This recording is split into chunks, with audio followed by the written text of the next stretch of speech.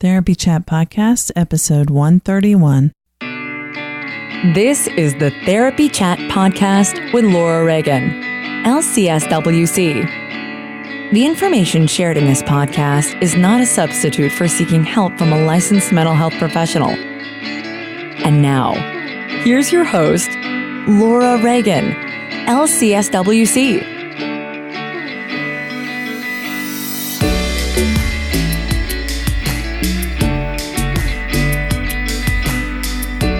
Hi, welcome back to Therapy Chat. In today's episode, I'm interviewing a fascinating guest. My guest is Anna Seewald, who is a psychologist and the creator of Authentic Parenting podcast, as well as an author, photographer. Anna is a very creative person who has a fascinating story of her own. She's a parenting expert and she works with clients around the world doing parent coaching. She's originally from Armenia, where when she was a child, she lived through a devastating earthquake. And this informed her drive to become a psychologist. In our interview today, Anna talks about her work, why parenting is so hard, and how parents can be attuned with their children through becoming more attuned within themselves. So sit back, relax, and enjoy my conversation with Anna Seewald. Hey, I just want to remind you that registration is now open for the second Equine and Daring Way retreat. So you may remember last year in November, Charlotte Heiler-Easley and I co-hosted 2 one-day retreats, one for therapists only and one for everyone in Central Maryland, where I live. We had beautiful experiences both days, but this time we're doing a 2-day retreat for women in Central Kentucky, where Charlotte lives. Charlotte has a beautiful grounds of the Central Kentucky Riding for Hope, where she has access to a wonderful herd of horses whom I can't wait to meet. So in this 2-day retreat, we'll be going deeper into the Daring Way work and doing more connection with horses than we had time to do in our first retreats, although we spent most of our time with the horses and working with them using Charlotte's relational equine assisted learning model. This is all non-mounted work. You don't have to have ever been around a horse before. It's okay even if you feel scared. We are looking at how we can connect deeply with ourselves and with other sentient beings, people, animals, horses, nature. It's a wonderful opportunity to go deeper within, and I hope you will join us. Up until April 15th, we have early bird registration. You save $100. And if you need a 2-payment arrangement, I can get you set up with that if you just shoot me an email. We do have this event is filling quickly, but there's still space for you as of now. It's April 10th, 2018. And I hope that if you're interested in joining us, you will take advantage of the early bird price. Even if you miss the April 15th deadline for the early bird rate, we still have a reduced rate for regular registration. And then the late registration fee is our highest price. 2 friends who register together can save $50 each. And if you want to take advantage of that, go ahead and email me for that code. You can always reach me at Laura Reagan, LCSW-C.com. Join us in Central Kentucky. I hope some of you who are on the West Coast, who may have wanted to join last time but found it not feasible to get all the way over to the East Coast, will be able to come in the middle of the country and meet us in Kentucky for 2 days, June 1st and 2nd, 2018. We can't wait. Go to laurareaganlcswc.com/retreat for all the information and to register. I hope to see you there. Hi, welcome back to Therapy Chat. Today's episode is all about relationships, specifically parenting relationships. My guest today is Anna Seewald, who is a parent educator and the host of Authentic Parenting Podcast. Anna, thank you for being on Therapy Chat today. Thank you for having me, Laura. I'm excited to be here. I'm really excited to have you here. You had me on your podcast, which was a really fun experience, and I'm grateful that you did that and that we finally are having our chance to have you on mine after a few scheduling snafus on my part. So thanks for your patience. Yes, it's okay. It's worth a wait. And your episode is doing incredibly well on my podcast. It's in the top 2 at the moment. People love it. It resonates with people. So I want to thank you for sharing your expertise with my listeners. Oh, that's so sweet of you to share that. And I think what we're talking about is very resonant for people, both what we talked about on your podcast, how to recognize when the parent is affected by trauma that's getting in the way with parenting, and what we're going to talk about today, which is basically what makes parenting so hard. I know, right? Well, let's just start off with, if you will you tell our listeners a little bit about you and the work you do? Yes. So I am a psychologist and an educator, and I worked with children for nearly 18 years. My mission was to help children and to stop the child abuse, child suffering, and still is. That's my mission. But once I became a parent 10 years ago, I realized that all that time that I dedicated in helping children, and I have worked with orphans, youth at risk, emotionally abused, neglected children. I started my career in a correctional facility for juvenile delinquents. And that experience has shaped me so much. And as a professional, what I know about child treatment and discipline comes from that experience.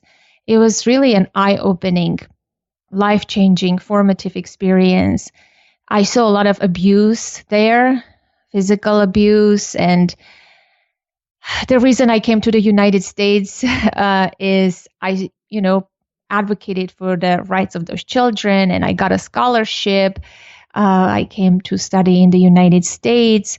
That institution has changed. It's no longer a correctional facility with harsh people and who were hurting children. So I'm very proud of that. But that also shaped my parenting philosophy, so to speak. Before I even became a parent, I was working with children. I knew intuitively or in some other ways how to treat children. They deserve the same dignity and respect, and punishment is not the way. So all that was ingrained in me from a very young age, from my 20s, I would say. And then when I became a mom 10 years ago, even though I was prepared, I had all the knowledge, right? I first-handedly experienced how hard parenting can be. It's not that we need all that knowledge and experience, but there is a lot of emotional stuff that goes into becoming and being a parent. So that's when I directed my attention and focus and started working with parents, because by helping parents, I can help children. It's such a natural way. And I don't ever want children to suffer harms of ineffective parenting. Wow. So thank you for what you just shared. And I have a couple questions for you about that, because first of all, are you saying that in the children's correctional facility, the children were being abused in the facility, or they were abused before, and that's what brought them to the behaviors that, caused them to be incarcerated? Both. So the children who were in the facility, they were teenagers. It was for juveniles. They had not only delinquent behavior, but also a lot of disabilities, learning disabilities. And actually, I did my thesis on that, the connection between delinquency and disability. And so the children came from disadvantaged homes. A lot of the children this was in Armenia, by the way, for the listeners. The children came from broken homes, or a lot of their children didn't even have homes. Their parents were homeless. They lived on the streets. So the trauma was prevalent, right? Already from the very beginning in those children. And now they are in this facility. And the people who worked there, they were very poorly trained. One of them, in fact, was an ex-convict himself. And I was the only educated person at the time to go and want to work in that system. I was sent there by my university as a young, naive professional, right? I was hopeful to change the world, make a big difference, and I had big ideals. And I was selected to go and see. And when I went there, it was very difficult to work in that environment because they were abusing me as well, emotionally, psychologically. But I was a tough cookie, so I brought in a lot of experts and foreign organizations, children's rights, human rights organizations, and the dirt came out, and it was a big to-do. So, wow. Yes. And I worked with those children. I stayed there for day and night. They were hurting me. They were doing everything to get rid of me, but I stayed, and the pay was very little. I can never forget that experience and how children were being treated. Once one of the children actually stole something from me too, like right then and there. Like I was conversing with a group of children, and one of the kids stole something from my pocketbook. And one of the guards, immediately when I informed him that something was stolen from my pocketbook, he lined them up for about an hour or so and tortured them for them to tell who did it. Oh my gosh. And I regretted that for sharing with him that something was stolen. It wasn't a significant thing. But then I started connecting with those kids, and forming relationships. And I saw the power of an influential person who believes in, loves, and cares for them, how they can come around and change. And all the children started gravitating towards me. It was pretty fascinating. And not surprising, because it sounds like you were the one person who was kind of more nurturing and kind. Yes. So it was, yes. So there was a lot of abuse in the facility, and, but like I said, I was abused too. I remember. Yeah. But so that shaped me how we should treat children. What are the right ways, wrong ways, and all children deserve not only love, but also just decency and respect. Yes. Like you said, when you first mentioned this, you mentioned dignity. And I think remembering the dignity in each person is so crucial in every human interaction. If you see each fellow human as having dignity, it's hard to mistreat them. Yes. And today, part of my work with parents involves court-ordered parenting classes. So today, I also work with addicts and criminals who are involved with the criminal justice system. They go in and out of jail. They are required to take parenting classes. So today I work with adults, and, they're severely traumatized people to begin with. So, and speaking of dignity, that's what I feel like when I treat them with dignity and, again, with the same kindness and care. Sometimes it could be alarming. I had a client who told me, "But you don't understand. Don't talk to me like that, like you respect me." It was so foreign for him. He stood up in my office and he didn't like how he was being treated, which was kindness, care, dignity. But oftentimes that's what heals and makes a difference, the way I am with them, with openness and authenticity. And my daughter even says, Mommy, it's because you believe in them. That's why they change. And I so truly believe in that. It's not that I'm this excellent professional. I believe in the power of relationships. That's what changes people. I don't care how many degrees you have and what schools you went. What changes people in a therapeutic relationship or in any kind of coaching relationship, I would say, is that power of that relationship that you have. The deeper, the meaningful, the authentic that relationship is, that will makes the other person to change, to gain motivation, to become curious about life and want to change something in their life. I don't know. What do you think about that? I'm curious. I do. I agree with you 100%. I mean, what comes to mind for me is, you're talking about people who have a problem in their parenting. I've never talked to a parent who wouldn't say that they love their kids, no matter whether they're a very nurturing and loving and effective parent, or if they're a kind of a parent who's very harsh with their kids and they don't have a very positive relationship. They always will say that they love their kids, and I believe they do. It's just that the only way they know to interact is the way that people have always interacted with them. So I believe that this is something that I've heard through trauma trainings over the years. When the injury is within a relationship, the healing is within relationships. So, when you were hurt by people when you were a child, you're going to repeat those same patterns. But for you to heal that wound that you have happens within relationship. And that's where the therapeutic relationship or any relationship with a professional or any support person, professional or not, who's, truly invested in helping you and cares about you and believes in you, that's where the healing happens. Yes, 100%. And I do believe in the goodness of people. That's because when I worked in that facility for many years, and people would ask me, oh, that kid is just a bad kid. And I would say, no, there is no bad kid. They would say, oh, come on, can't you just see what he did was horrible? And I always knew, even as a young person, that something else drives the behavior, that, the goodness in people. I believe in that and I support that. I believe in the goodness of people and I love people too.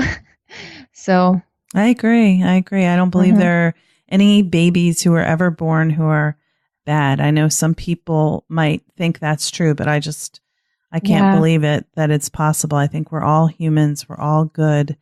And our nature is to be love. But, things that can happen to us can make it feel unsafe to let our guard down. And, that can happen very early. But so I sort of got in deep, even with just my question about your first sharing that you had here on this podcast today. But I also want to ask you, when you mentioned that the experience in the correctional facility taught you that punishment is not the way to effectively get kids to do what you want them to do. You didn't say that exactly, but I just want to ask you what you mean by punishment. Obviously, what they were doing in the facility was straight abuse and torture, so that doesn't work.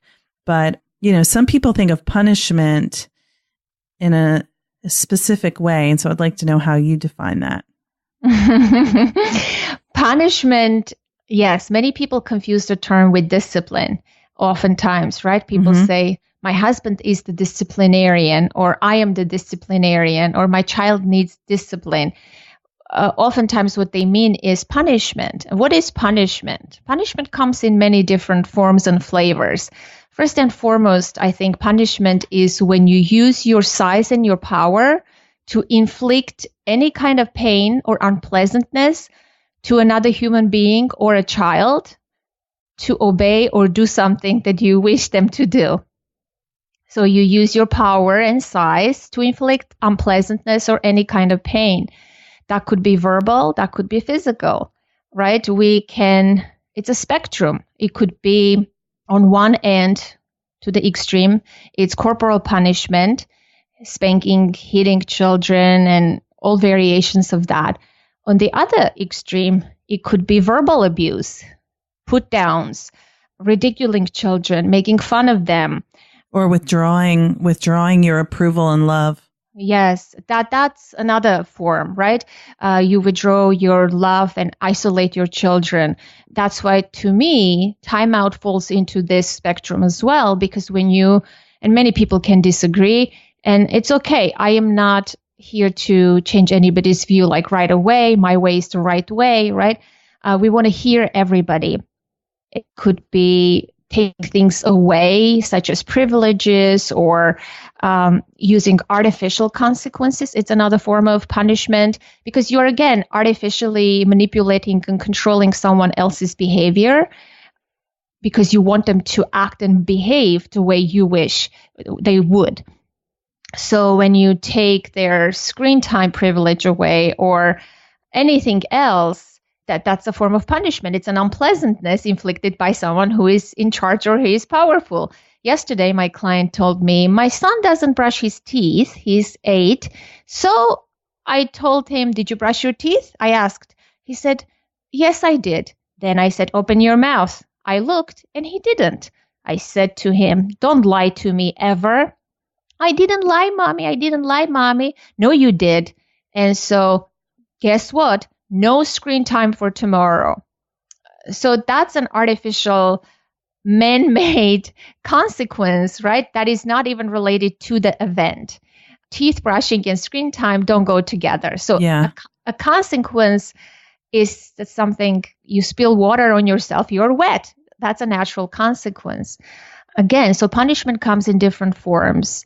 Timeouts, grounding, withdrawal of love and things, or taking things away, verbal abuse, yelling, corporal punishment. That's all punishment.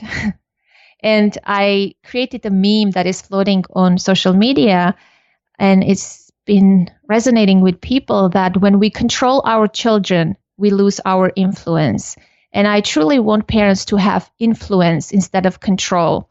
I am fascinated. I'm thinking about how I didn't know what we know now about parenting. We definitely used time out. And I don't know if the way we did it, usually the child would just have to sit in the chair. They wouldn't be away from everyone. It would just be it's almost like just taking 5 minutes to calm down. But that, I don't know if that fits or not, but, just thinking I'm waiting to learn from you what parents can do that's effective to really maintain strong, loving relationships with their children and, still teach them how to be functional in our world. Yes, we do need to set limits. We do need to set limits to protect our children, to teach them what's right, what's wrong. We are their guides, right? We have to coach them through life. It's not that we choose not to punish, but we need to discipline them. That's a completely different story. Here is the thing with timeouts. The one that you're describing is not the end of the world, okay? Let's be honest. Putting a child in the chair in the corner and while everybody's there, let's say he's 3, he did something. But here is the thing. That's to me, that's not only ineffective, but it's a superficial approach, because what we know from how the brain and the nervous system works, when a child, and what goes into behaving badly, quote unquote, I don't use the word misbehavior. So, because to me, there's only behavior, right? And when we talk about children, we always use this word misbehavior somehow. And that's an archaic term that implies punishment. It already sets the tone that you're going to do something to that child's behavior. You're going to stop or get rid of it because it was not what you expected. It was challenging or unpleasant or perhaps undesirable. But what drives the behavior? Once we understand what drives our behavior, then we can tackle the root cause of that quote unquote misbehavior, and simply that misbehavior will disappear. But most of the time we're doing superficial treatment. We're trying to get rid of the symptom because we're busy, we don't have time, or we don't have the knowledge per se. And that's why big part of my teaching with clients is neuroscience, nervous system, brain development. What we know now, let's say a child who is 3 years old, what do they normally do, right? What drives their behavior usually they say no. They don't stand where you want them to stand. They don't get dressed fast enough, like things that are just them trying to be an individual. So oftentimes it comes down to either lacking a skill, like not knowing how to do it, lacking a skill when children, quote unquote, misbehave, lacking information. They don't know that if I put my hand in this, it's going to spill, or if I touch this, it's hot, it's going to burn. They lack information. They lack skills. There's a lot of stress in their life, or hidden stressors that parents don't even know yet, and needs, emotional and physical needs. And when emotional and physical needs are not met, they accumulate into emotions that are not felt or halfway felt. Oftentimes when a child is crying, what does a parent to do? Placate, replace the broken toy, fix the thing, or distract the child. So we stop the expression of the emotion, but the energy and the emotion gets stuck in the body. So over time that accumulates, and the little nervous system cannot handle it. And developmentally, children are right brain dominant, right? They are more emotional than logical. So you serve the wrong shape of pasta. Oh, it's the end of the world, right? So what do parents do? They start to get into power struggles. But I think having this knowledge about brain development, nervous system, and development in general when it comes to children helps tremendously. Then you're not fixing the behavior, you're meeting the need. I identify in my work 6 emotional needs. The need for connection, that we're all wired for connection. We know that. A need for safety. It's a big one, right? Especially as a trauma therapist, you know that. A need for safety, autonomy, respect, acceptance, importance. Those are needs I base my work on. And once, let's say, your child's autonomy need is not met throughout the day, they're going to push your buttons in a way that they want to get that need met. But helping parents understand that this is what this behavior is, they're just trying to get their need met, and give them opportunities during the day to meet that need, the behavior disappears. Or a child is longing to be with the parent. That connection need is so strong, but parents somehow get wrapped up in their life. I certainly have done this. You know, I'm a parent too, living in a modern society that is quite fast-paced and busy. You brush off your child, then of course that lack of connection is palpable in your child. The younger they are, the hungrier they are. As adults even, we can live with it, right? With lack of emotional needs, but children cannot, and they shouldn't. That's good that they tell us with their behavior what they are lacking so we can meet their needs. Yeah, so it's part of their developmental process that these needs have to be met. And so their behavior is trying to get these needs met. That makes so much sense. Yes, a 3-year-old is not going to say, "Mommy," with a sophisticated language. My autonomy need haven't been met lately. You know, even as adults, let's face it, I have a need for connection and intimacy. Do I ever come out and openly, vulnerably communicate it to my partner? Never. The moment he walks in the door in the evening, I'm like, "Can you take the garbage out?" And then he says, "No, I'm so tired." I'm like, "You never help me around." and it starts the bickering and the fight. But that's just the surface behavior. Underneath, all we're trying to do is to meet our emotional needs. But it's so hard to be open, first of all, with ourselves, right? And then have the language to communicate. But when we do, we have deeper and more meaningful relationships. You know, we don't have to go this winding roads and through back alleys to communicate what we need.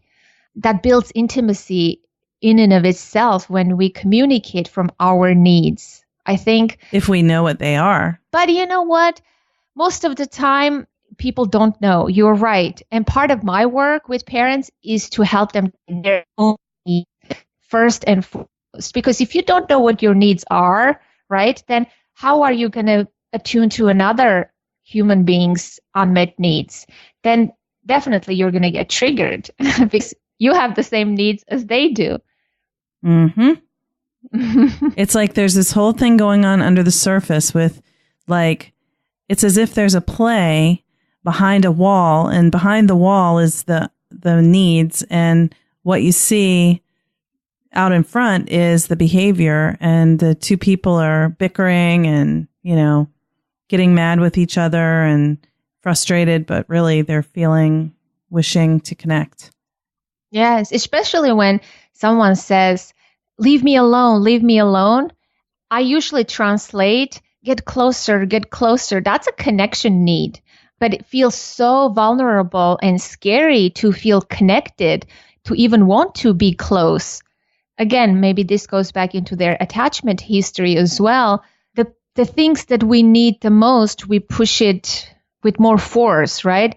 It's so paradoxical in some ways. Yeah, it is. And, it's so vulnerable to, when someone says, leave me alone, to try to get closer sounds so vulnerable. Yes, it does. It does. But there lies the beauty and the authenticity of the relationship. There lies the power of that relationship. I have forced myself to be open in the times when it's very difficult for me with my partner. And I was going through something 2 years ago, health related, and I was in a very dark place. It was hard for me to admit that I was scared.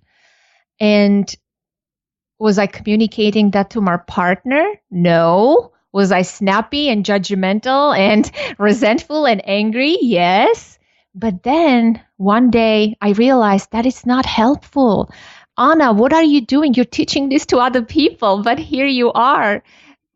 And one day I was in the kitchen with my husband. I clearly remember this. We were standing near the dishwasher, and I just said how I felt in that moment and what I needed.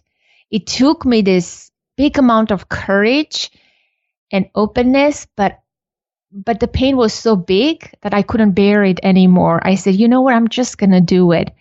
And what resulted was this incredible connection, and it was what I needed to heal in that moment. And that's so beautiful. Yeah, the connection happens within that vulnerable space. Definitely, yes. It deepens that emotional bond that you have.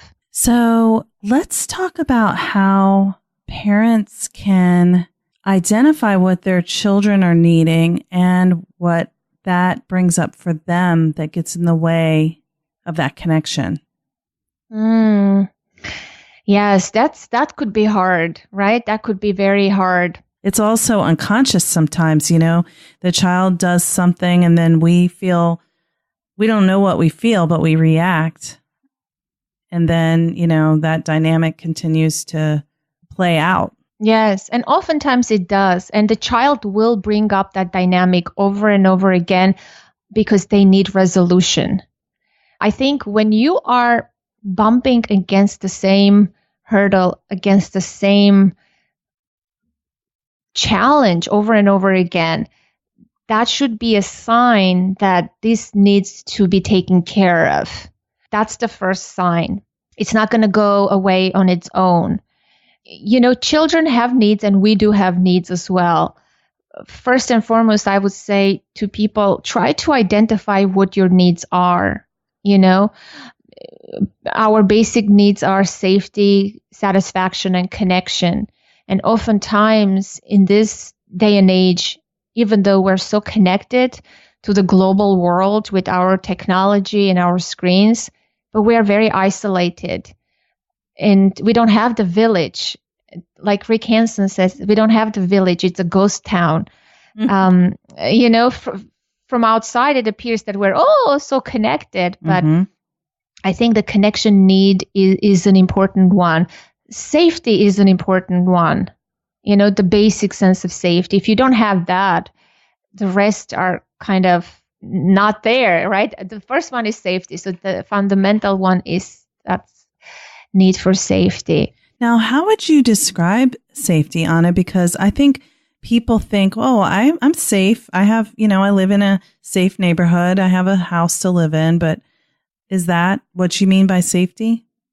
No. Well, that's physical safety, right? That's important too. Right.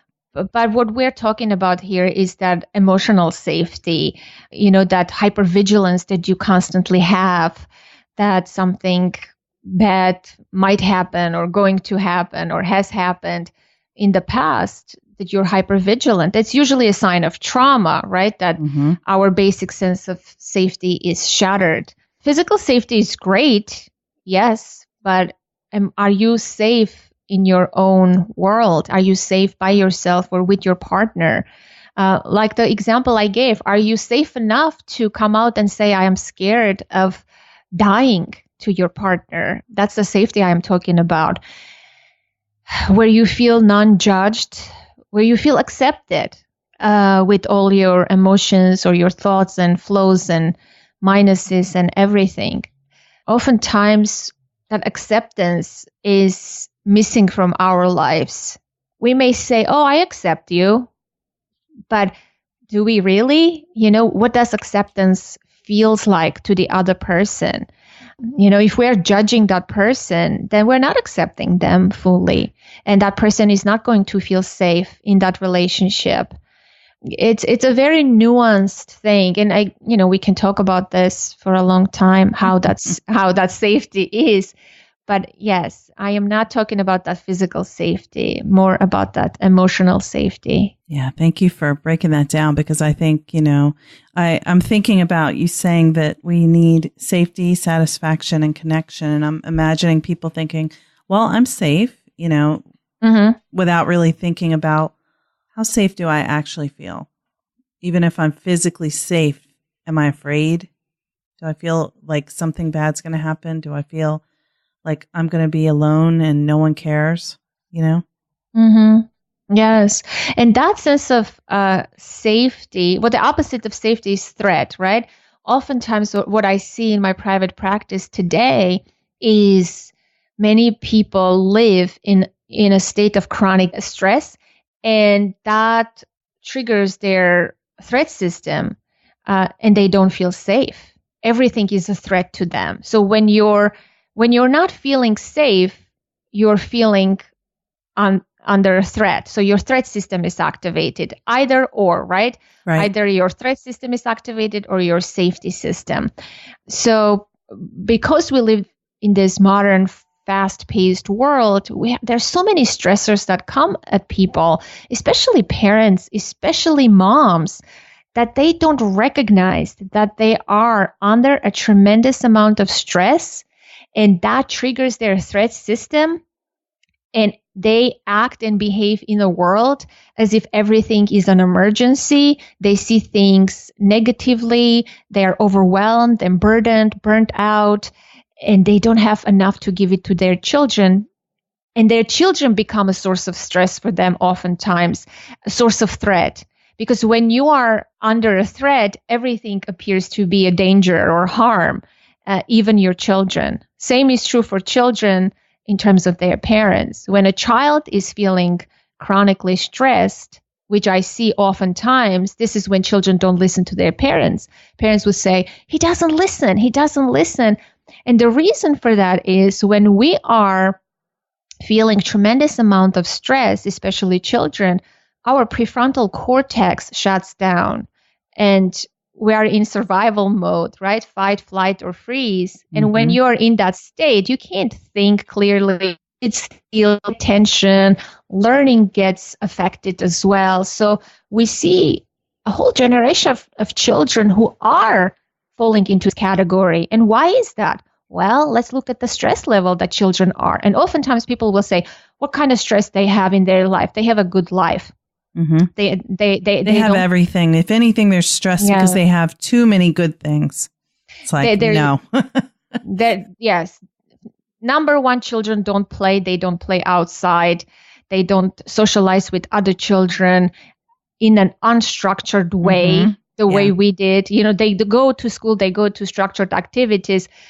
They're lacking in social and emotional development, and throw in the screen time that affects and burdens their nervous system and overloads and stimulates them. And the junk food that children eat, that's a source of stress. There are hidden stressors we can talk about. So what I see is chronically stressed children in my practice with their parents. And as if they don't listen to one another anymore. Children resent their parents and they don't listen because of that. And parents become more resentful towards their children because they're tired of the burden that they're already carrying.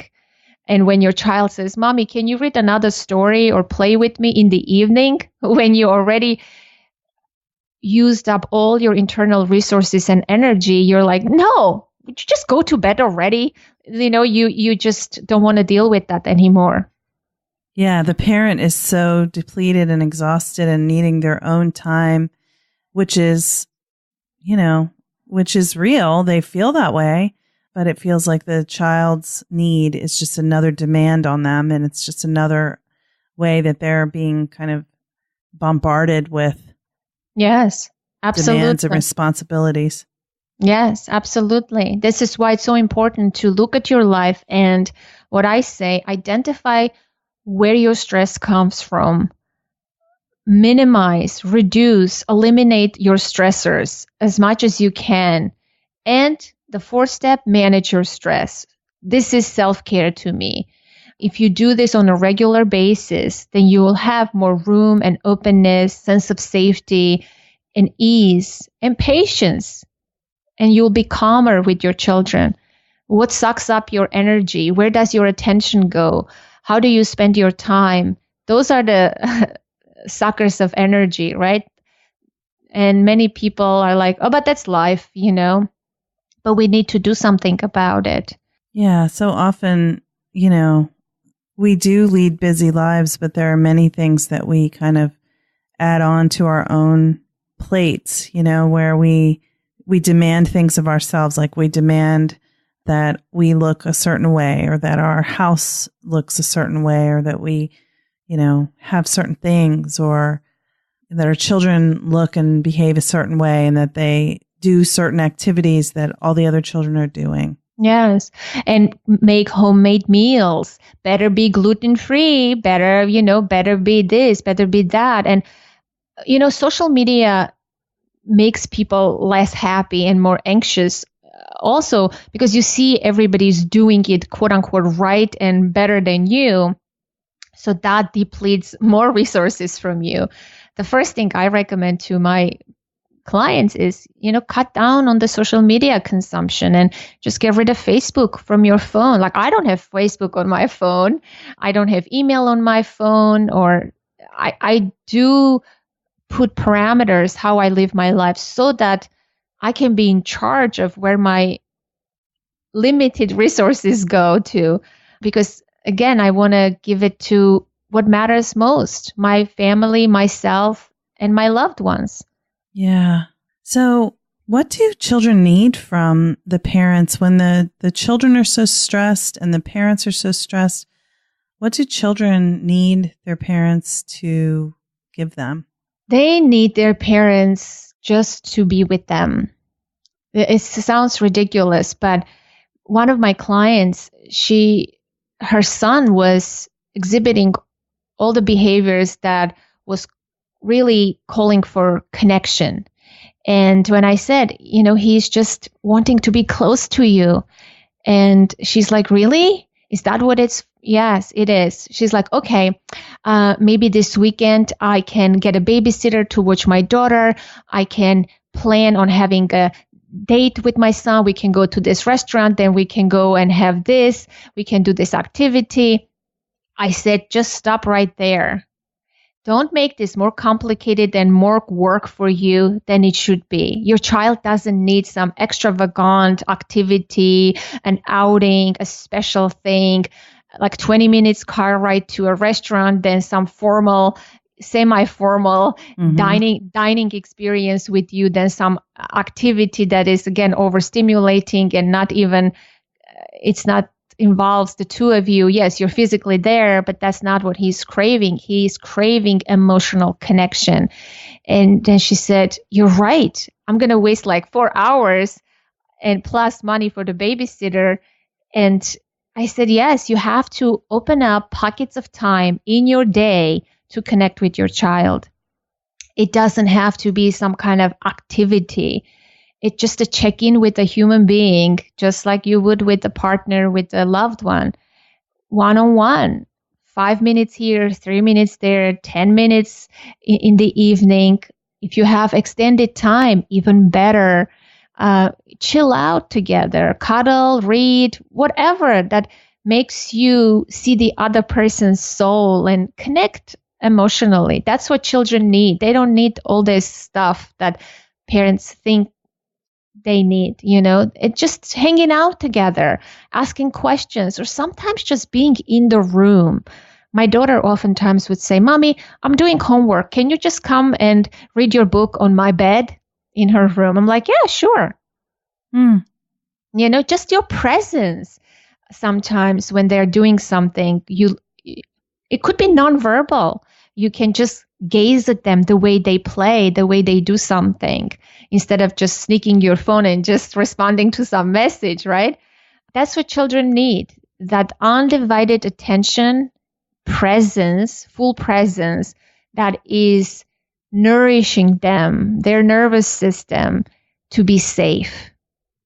And that's what builds their resiliency too. And when they feel that sense of safety, they will listen to you, believe me, because you are not a source of threat anymore. They don't feel threatened anymore. They feel safe and connected.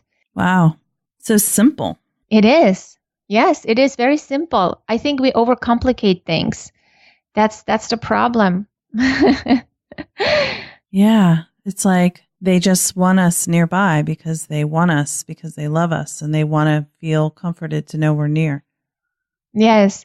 And to go back to the timeout again, or when a child feels dysregulated, right? Their nervous system is dysregulated. When we say, I'm putting him in the corner or in his room for him to calm down, we know from research that young children do not have the capacity to self-soothe and self-regulate. It is through an attuned caregiver that they learn to regulate themselves through the process of co-regulation. It's crucial, in fact, to have a attuned caregiver present when you are going through a hard time. In fact, there is a research that I love always to mention. Doesn't involve children, but we can apply it here as well. There was I think it's done in Virginia, this research. You may know about it. There were 3 groups of women. They were going to get mild shock on their ankle or foot or something like that. The first group of women went with no support by themselves to get the mild shock. The second group of women went with the caregivers, like nurses or hospital people or the research people. And the third group of women went with their significant other, their partners, who were holding their hand throughout the whole process. And the anxiety and the sense of pain registered, you can guess who had the most amount. It was women who went by themselves. They didn't have a support from anyone. So it is really crucial for our nervous system to feel safe, to have that attuned caregiver, especially when children are young. It just helps us regulate our nervous system. That's how we're wired. That's why a crying child, a tantruming, having a meltdown child should never be left alone in hopes of they will come out of it. Eventually it will go away. Eventually it will. They will shut down. But we want to build resilience. We want to build emotional literacy. We want to help them through that process. Well, shutting down isn't it going away, right? Shutting down is just they give up. They give up, yes. Because, how much are you going to cry? And especially when you are, let's say, 3 or 4, you don't know what's happening. You're overswept but big emotions, you don't know that you're feeling, some kind of big feeling, you need that caregiver right then and there. That's what real parenting, I think, needs to happen. But that's the most challenging for us, isn't it? When they get emotional, we get emotional too. Exactly. So how do we co-regulate if we don't even know how to regulate ourselves? Yes. The key is, so this is what I would say. There is 2 prerequisites for, this is what I teach. There is the in the moment that you need to be regulated and calm yourself so that you can co-regulate with your child.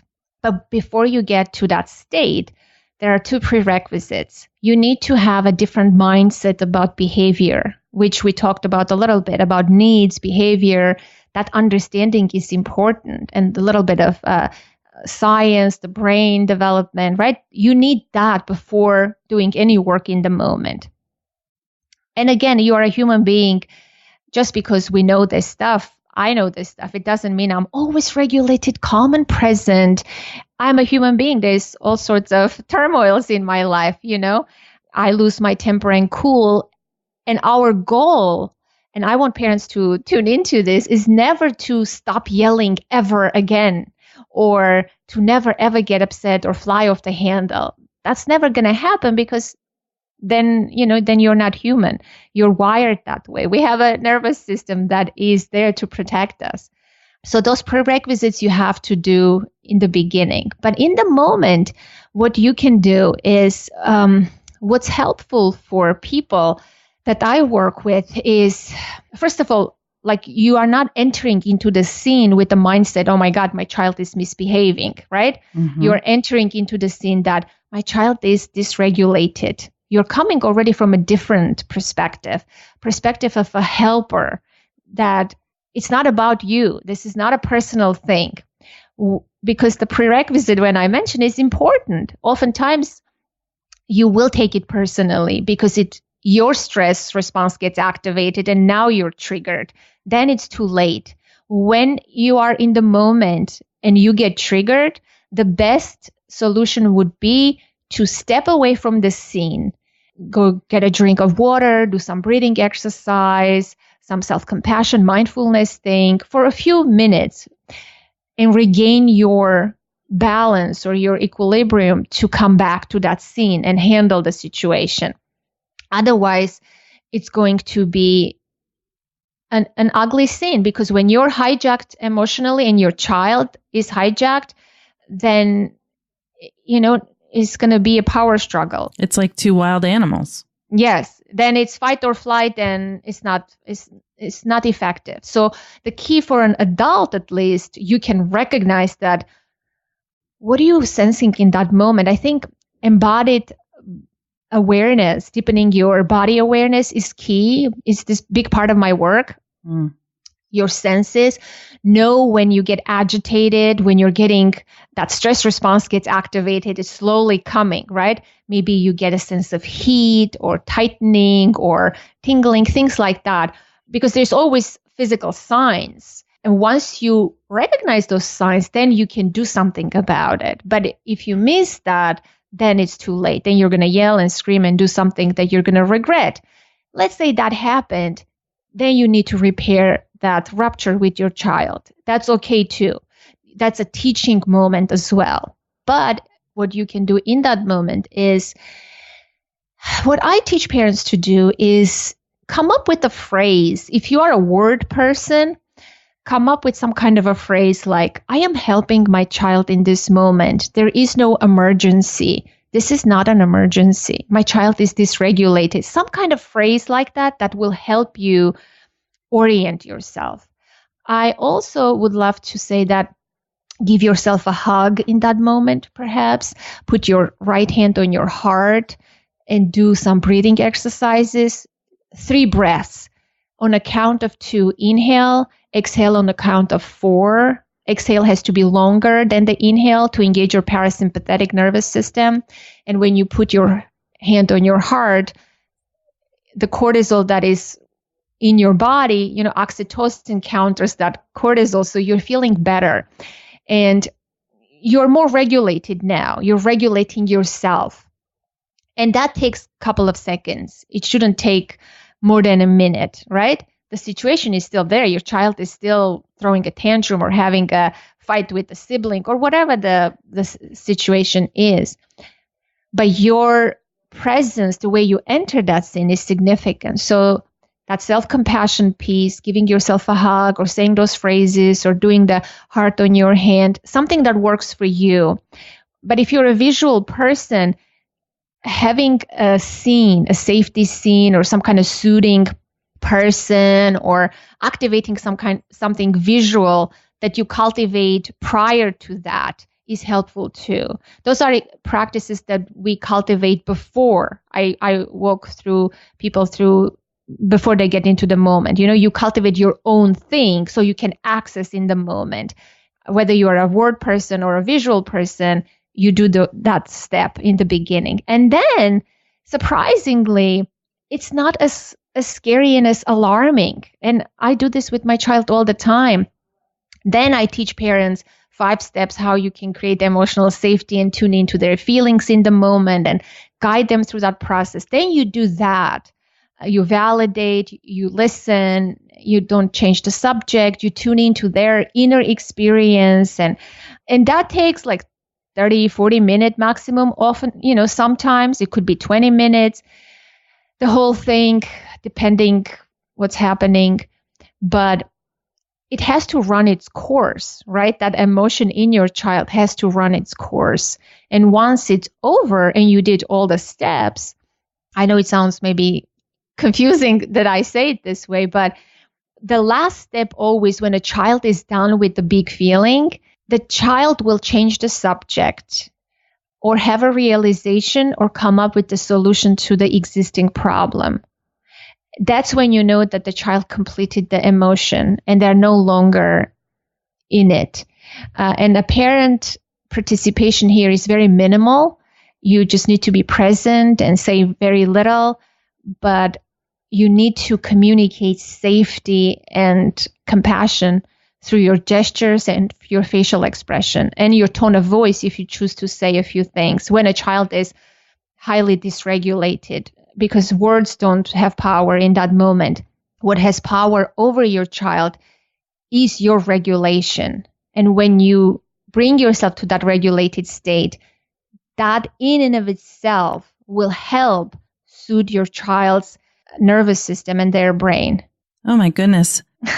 That's so, it's so complex and it's not. It's so basic, but it's complex. And I get the neuroscience. I think what you're doing is beautiful. I mean, the way you can work with parents to help them in these situations, people can feel so overwhelmed in parenting and just like lost. And what you're describing is so very, very trauma informed, and really, it's such a different way of parenting where it's not just about making the child do what you want, controlling their behavior. Yes. I mean, I know that's what it should be, but it's not necessarily the way in the US we think about, parenting. It's more like have a baby, they look cute, dress them in cute little things. Hopefully they're quiet most of the time, and continually try to get them to be quiet or get them to be still, and hopefully you're trying to be nurturing too. But, that's not always what parents kind of get the message in our culture that they're supposed to do. It's more like, don't let them embarrass you, keep them safe. But see, this is what I tell parents. Your child's behavior is not an indicator of what kind of parent you are. Has nothing to do about the value or evaluation of your parenting. It's shocking to many parents because your child's behavior is driven by other factors, external stressors, hidden stressors, or unmet needs, or accumulated feelings. If your child is behaving, quote unquote, badly, it's not that you're a bad parent. It's not about you at all. So this is why, and especially when children behave good and better, it's not about us. It's not. We think it is because it feels good when our child gets a good grade. It's like, wow, it's an ego booster. But it has nothing to do with us. It shouldn't, in fact, do anything with us. They are a separate entity. They're a separate human being. They have their own life. We're just helping them grow. It's like a lot like gardening. I feel like parenting is a lot like gardening. And I have plants in my office. One plant I killed, the other one is still growing and is very nice. And I always bring that example to my clients. I'm like, see, I'm the same grower. I didn't take care of this one very well. I didn't change the pot. I didn't give enough nutrients. That's what parenting is. You can't change who your child is or control. No, sorry. Especially in my workshops, I give people seeds. You might find this fascinating. I give people seeds. I go to Home Depot. I get different seeds and I give them packets of seeds. And they're like, what kind of seeds are these? I'm like, it's just like your children. You don't know who they are until you grow and nurture them. And you cannot change the who-ness of what you get, right? You get a gardenia plant, you get a carrot, you get a rose bush. That's it. You have to nurture and take care of them to the fullest so they can reach their own potential. And it has nothing to do with you, their beauty, their smell, nothing. You're just taking care of them. That's what it is. Yesterday, I had my daughter on my podcast and I asked her, she's very organized. She makes her bed and I never made my daughter do anything, right? Mm-hmm. She makes her bed. She's very organized and stuff. I said on the podcast, I asked her, I said, how come you're so organized? People want to know, did I ever make you do those things? She said, you do have some influence, mommy, maybe 94%. I said, 94%? How so? She said, well, I watch you. You're a pretty organized person yourself. And that just sums up, right? It's just pretty fascinating. 94%. Kids are so cool. I know. They are. But let's don't forget that we were once children too. And let's don't lose that childlike curiosity, sense of wonder, sense of awe. Let's relive it with our children. I think that's the beauty of parenting. We get wrapped up in our crazy life and we forget that we have children now. Let's be childlike and enjoy the laughter, the goofiness, Let's make silly faces. Yesterday, we went for a snowball fight. Even though I forced myself, I have to be honest, to go and have a snowball fight. My daughter had a blast and she's like, this was epic. This was the best day, Mom. You're the best mom. And I felt good too, like a kid. I forgot about my problems for like an hour or so. So I think that's what we need to do, to enjoy life to the fullest, be present, and find that childlike sense of wonder and curiosity and see the goodness in each other. Yeah, I think that something you said too just now really stands out for me that, children live in the moment. They're not, really constrained by all these rules and made up things that we have for ourselves as adults. They just do what they feel. They play when they want to play, and it's a gift to be able to stay in that space. It is. Yes. We should view it as a gift and an invitation. And let's be open to that. Nothing has an importance other than that because we're raising the adults of tomorrow, and it's so important because we don't want what we didn't have for our children. Let's give it to them today. That's what I do this work. That's what drives me every day. Well, you and I are on the same mission to, when you said that you don't want children to be abused, that's the same way I see the world, that it doesn't have to be like that. And we can all live from a place of love and pass that on. So, Anna, I think people who are listening might be, some of them who want help with parenting, they might be really intrigued and want to really learn more about what you do. And I know you have many offerings. Where can people find you and work with you and get your good stuff? Well, I have my website, authenticparenting.com, and my podcast is on there, and everything else is there. If you go to authenticparenting.com/class, I have a small class, like an hour or so class, a self-study class you can take, how to stop yelling, how yelling affects your children. I know many parents, deal with this issue. So that's available as well for people. But other than that, my website, everything is there. You can see where I'm speaking. I do a lot of speaking engagements, online and offline and things like that. I would love to connect with people. Parents can work with you one-on-one too, right? Yes, parents work with me. I have people from New Delhi, Russia, and I speak a bunch of languages, but I don't do the work in those languages. But just if any people speak Russian or Armenian or Spanish or Georgian, I speak fluently 4 languages. So connect and with English, people. So that's 5. Yes, the English is, my 3rd language. Yes. Well, thank you so much for coming on to Therapy Chat today. I love this conversation, and I think it could have gone on for another couple hours, but maybe we can do it again sometime. Thank you so much for having me. Yes, we should connect again. Thank you so much for listening to my interview with Anna Seewald today. I really enjoyed talking with her and her perspective on parenting. I hope that you found something thought-provoking in today's episode. Be sure to check out Anna's podcast, Authentic Parenting. I was lucky enough to be one of her guests in a previous episode. We talked about parenting after trauma. As always, thank you so much for listening to Therapy Chat. Thank you for listening to Therapy Chat with your host, Laura Reagan, LCSW-C. For more information, please visit therapychatpodcast.com.